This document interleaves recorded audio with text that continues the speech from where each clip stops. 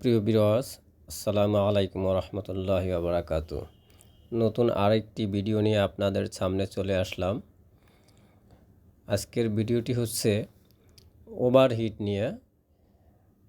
Toyota land cruiser V8 গাড়িটি overheat হচ্ছে। তো ফার্স্ট আমরা গাড়িটি চেক আপ করলাম। চেক আপ করে যেটি পেয়েছি আমরা, সেটি হলো রেডিয়েটরের ট্যাঙ্ক নষ্ট হয়ে তারপরে সেখান থেকে পানি লিক হচ্ছে। আর এই লিক হওয়ার কারণেই গাড়িটি হিট হচ্ছে। তো আমরা রেডিয়েটরটি খুললাম। খোলার পরে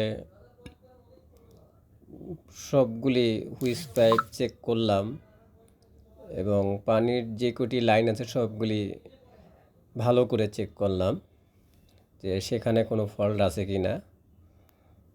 তো সেখানটায় কিছুটা ফল্ট আছে, আর রেডিয়েটরে কিছু ফল্ট আছে। তো সবগুলি আপনাদের দেখানোর ব্যবস্থা করবে ইনশাআল্লাহ। এটি হচ্ছে রেডিয়েটরের সাথে যে এটিএফ এর লাইনগুলি থাকে, এটিএফগুলি এখান থেকে ঘুরে ঠান্ডা হয়ে আসে। এটি হচ্ছে রেডিয়েটর, গাড়ির রেডিয়েটরটা দেখতে পাচ্ছেন। এখন দেখাবো এই যে রেডিয়েটরের হুইস পাইপটি, এটা ভিতরে কার্বন জমে অনেকটা নষ্ট হয়ে গেছে, এটাকেও ঠিক করতে হবে। তো মাঝে মাঝে গাড়িগুলি এই জন্য চেক আপ করা প্রয়োজন। অনেকেই চেক আপটা করান না, কিন্তু এটি অনেক ইম্পর্টেন্ট।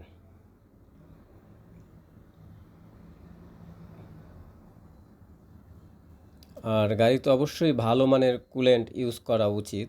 আমি আপনাদের কুলেন্টটাও দেখাবো ইনশাআল্লাহ, দেখতে থাকুন ভিডিওটি।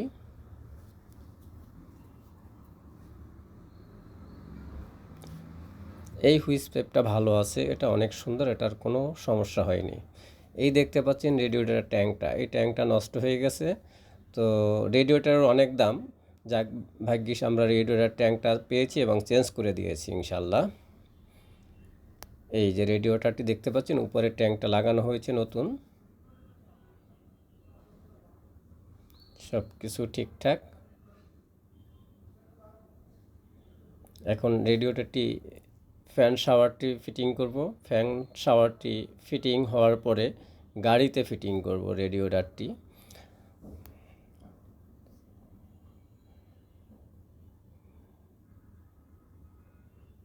এখানে কয়েকটি হুইস পাইপ আছে, ওয়াটার হুইস পাইপ, এটিএফ হুইস পাইপ, সেগুলি বসানো হচ্ছে।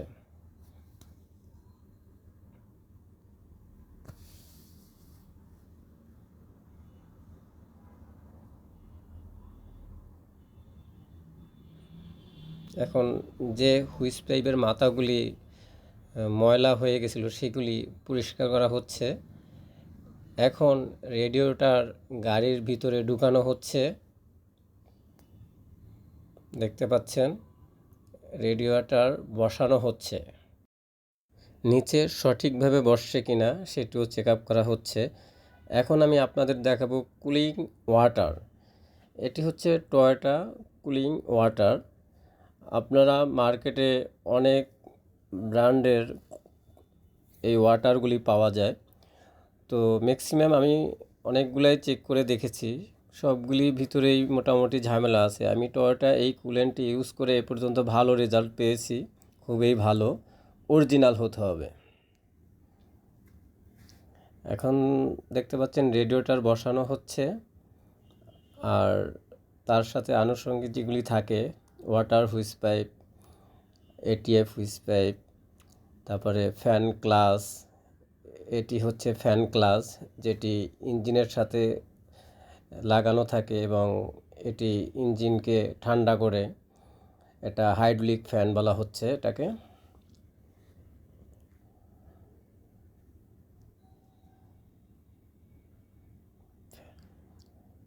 ফ্যানটি লাগাচ্ছে দেখতে পাচ্ছেন, এবং এর ভিতরে আরও যা আছে সব কিছু চেক দিচ্ছে।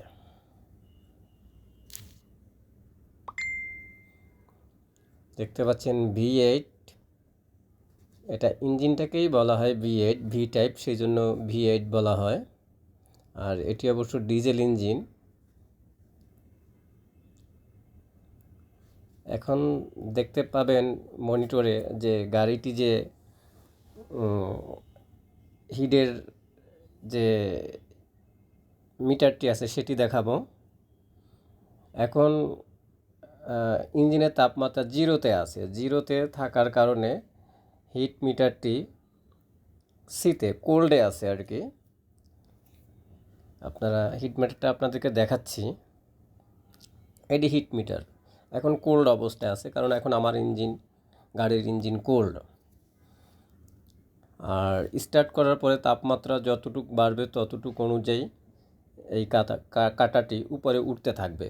তো আপনারা দেখতে থাকুন, আমি সেটিও আপনাদেরকে দেখাবো ইনশাআল্লাহ। ইঞ্জিন সাইড সব কিছু কমপ্লিট লাগানো হয়ে গেছে। এখন আমরা গাড়িটি স্টার্ট করব ইনশাআল্লাহ। এই যে দেখেন গাড়িটি স্টার্টে আছে এবং হিট মিটারটি যতটুক ইঞ্জিনের তাপমাত্রা বেড়েছে অতটুকুই উঠেছে। এখন পুরোপুরি তাপমাত্রা উঠে গেছে, তাই এখন একেবারে মাঝ বরাবর 50 আছে। এর উপরে যদি চলে আসে তাহলে বুঝতে হবে টেম্পারেচার সিস্টেম যদি কোথাও কোনো প্রবলেম হয় তাহলে এই মিটারটি আরও তাপমাত্রা বেড়ে যাবে। তাহলে আমাদের চেক আপ করতে হবে ওয়াটার সিস্টেম, ইঞ্জিন সিস্টেম, অনেক সিস্টেমের কারণে হিট হতে পারে, সেটাকে চেক করে বা কম্পিউটার অ্যানালাইজ করে ফাইন্ড আউট করে বের করতে হবে। তো বন্ধুরা, আজকে এ পর্যন্তই। ভালো থাকবেন, সুস্থ থাকবেন। আল্লাহ হাফেজ।